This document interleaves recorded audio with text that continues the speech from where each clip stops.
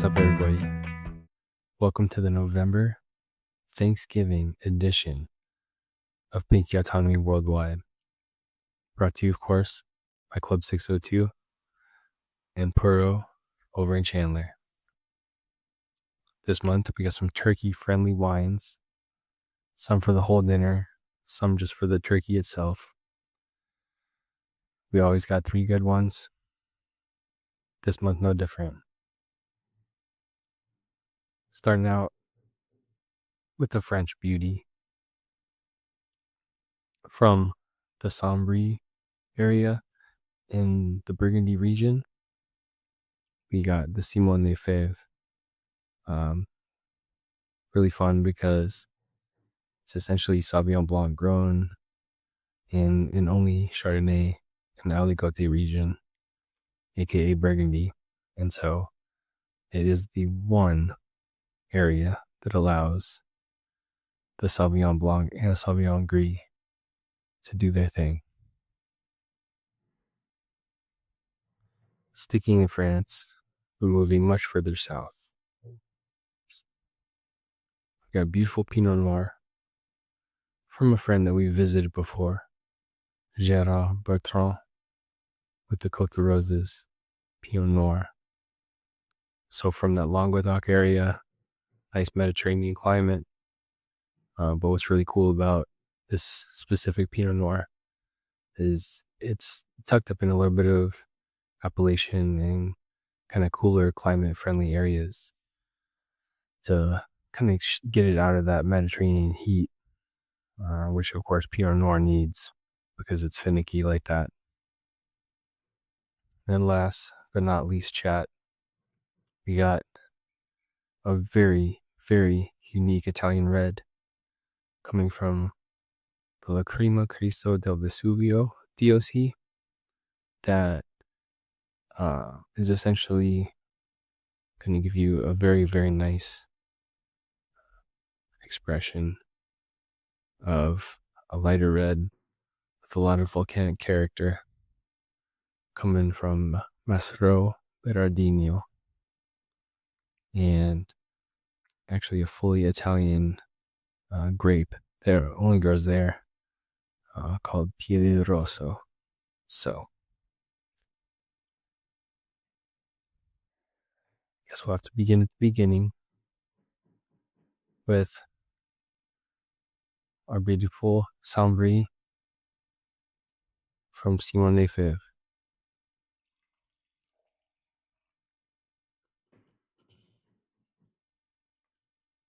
So this 100% Sauvignon Blanc expression is done fully in stainless steel, but they do malolactic fermentation, which kind of lends to a little bit of a creamier mouthfeel, and just helps to kind of round the wine out itself.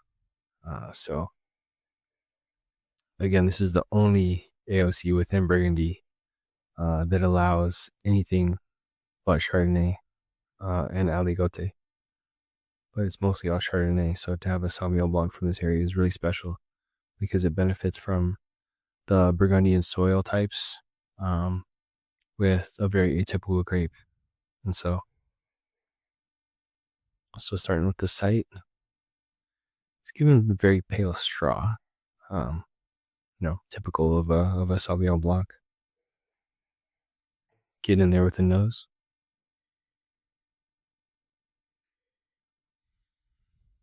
Nice and complex. We got some definite like ripe stone fruit going on, a little bit of citrus as well.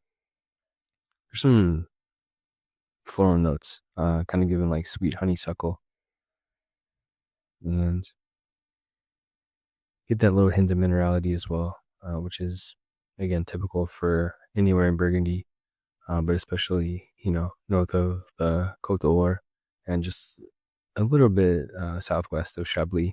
So it kind of shares that same soil, that same limestoney essence that you get in Chablis.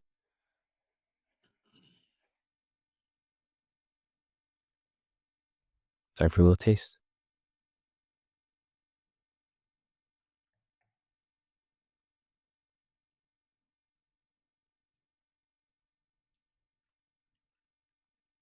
And as opposed to the for the Sauvignon Blanc that we tasted last month from New Zealand.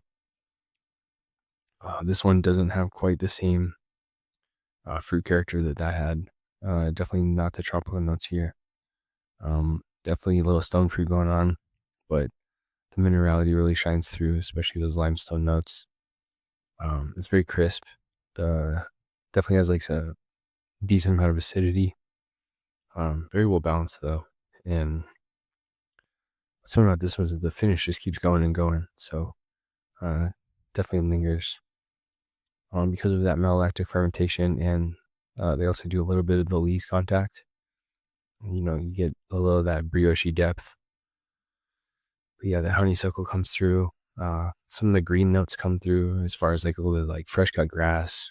Not quite the asparagus notes that you get from New Zealand, but a little green apple. All in all, though, absolutely beautiful representation of Sauvignon Blanc, and atypical of what you'd expect from France, because most of the time when you're getting a Sauv Blanc, it's coming from the Loire Valley, and it's a little more lush than this, but this is really beautiful, complex, restrained yet balanced.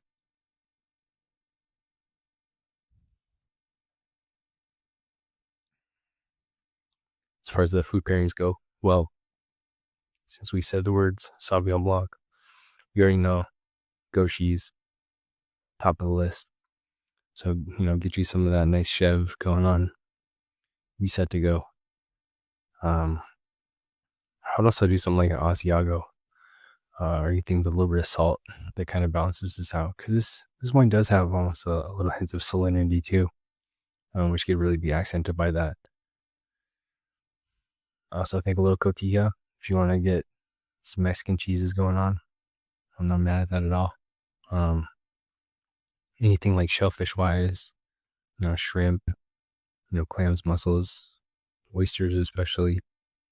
If you throw a little olive oil in the mix with like a Hamachi Carpaccio, I think you're doing the right thing. Just because I believe that, the acidity will really help balance that out and contrast that nicely. And fish tacos, this might be the one for some fish tacos, especially with little cotija sprinkled on top. And then, because it is that season, this thing is Thanksgiving turkey ready. Have it before the meal, with your cheeses and charcuterie as a little aperitif. Definitely have it with the turkey. I would say maybe not so much the green bean casserole, just because that's a little rich for this maybe, but definitely ready for that late November feast.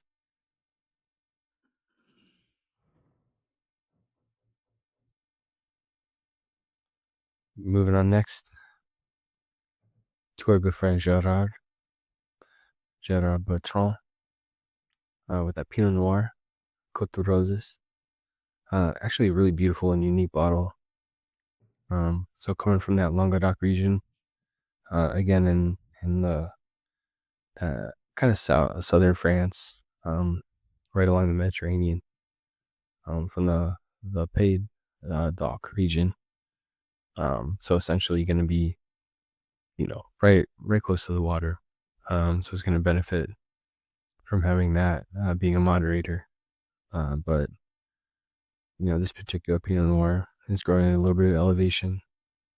Kind of protected vineyards from a lot of that heat, and so the cool nights are a good friend to Pinot Noir, to allow it to maintain its acidity and not just get obnoxiously overripe.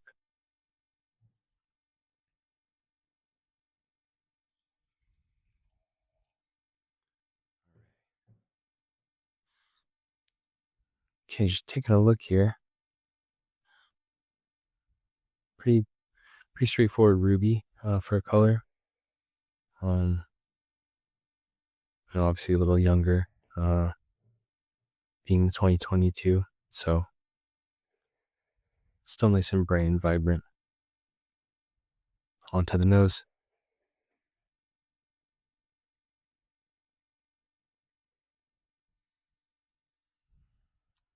It has a signature Pinot Noir smell, but at the same time, got some kind of ripe red cherry going on in the nose. A little bit of raspberry too, I would say.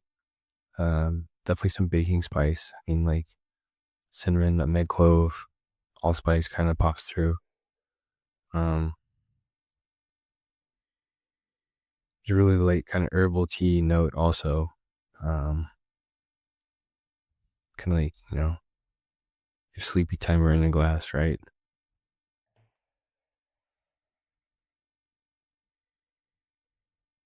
All right, on to the taste.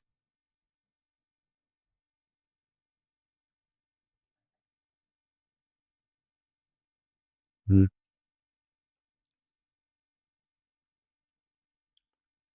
Ooh, very balanced for Pinot Noir. Definitely has the fruit, but it also has some nice acidity um, to contrast. It's like a slightly tart red cherry. The raspberry definitely pops through as well.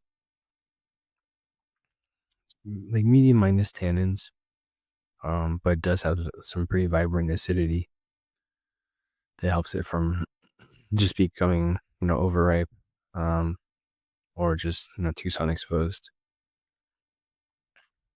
The baking spice is there as well. It's being, kind of indicating the oak. A little bit of white pepper, just kind of as a spice. It's got a nice medium body. And a great finish too.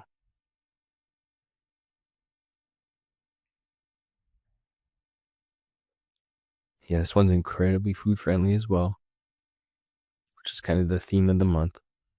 And you could pretty much any type of Gouda you could ever pick, from a younger Gouda to an aged Gouda to smoked Gouda. You're doing the right thing. Manchego, I think, just because that, kind of funky saltiness going on there. If we're into our shredded cheese bags, gotta grab the Italian blend. I think that'll do wonderful with this, with some saltiness to contrast. And steak, throw it on the grill, slap some chimichurri on top, call it good. And you could, any type of poultry and pretty much any preparation, this one is going to do well. And for the Mexican food pairing, get some mole enchiladas going, nice and cheesy, just with that complex mole. I think this would be just about right. I mean, pollo and mole would be great too. Just like most Pinot Noir, anything like in the mushroom realm, whether it be mushroom risotto or mushroom raviolis, delicious. And this wine in particular, I think would just go well with literally the whole Thanksgiving dinner. So, from the green bean casserole to the yams to that turkey, white meat, dark meat, get your nicely spiced cranberry sauce going. It's a win. Absolute win. I would expect no less from our friend Gérard. All right. On to the last. I got the Mastroberardino Lacryma Christi del Vesuvio.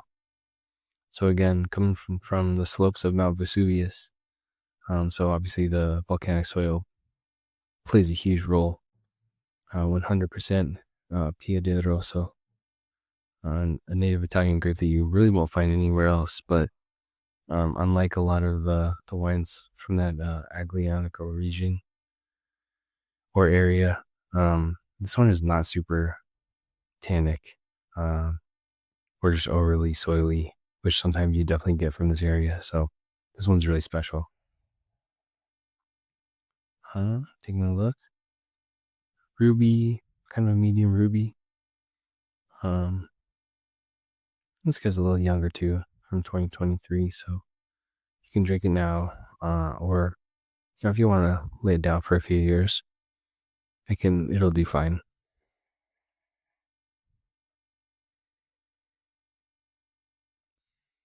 This wine's also grown at a little bit of altitude, about 170 meters up. So, that little bit just helps, cooler nights.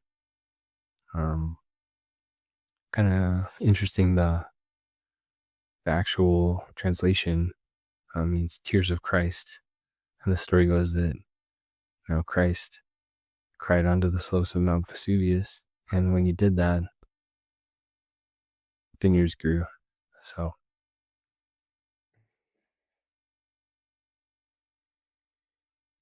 the smell is given very kind of similar to the Pinot Noir. The cherries there. This one's got a little bit of plum. The baking spices there too, but more in almost like the allspice realm, kind of clovey. I get a little bit of raw cacao, and then the volcanic influence is heavy. So, that type of minerality is very unique, and can't hide it, can't get away from it. And I don't think they're trying to.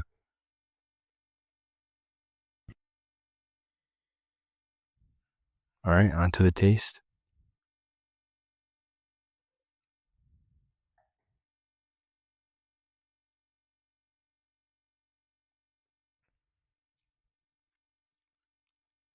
Wow. A lot going on. The cherry's there, but it's more tart on the palate than on the nose. There's definitely some dryness to this wine. The tannins are very much medium, low to medium, I'd say. That minerality that you get from the volcanic soil is pronounced, though. Kind of ashy. Yeah, definitely gives this wine a very unique character. Very balanced. There's some great acidity going on. And kind of a spicy finish, like in the pepper, and again, that kind of baking spice, clovey sense. So, yeah, really, really fun wine, and November turkey friendly.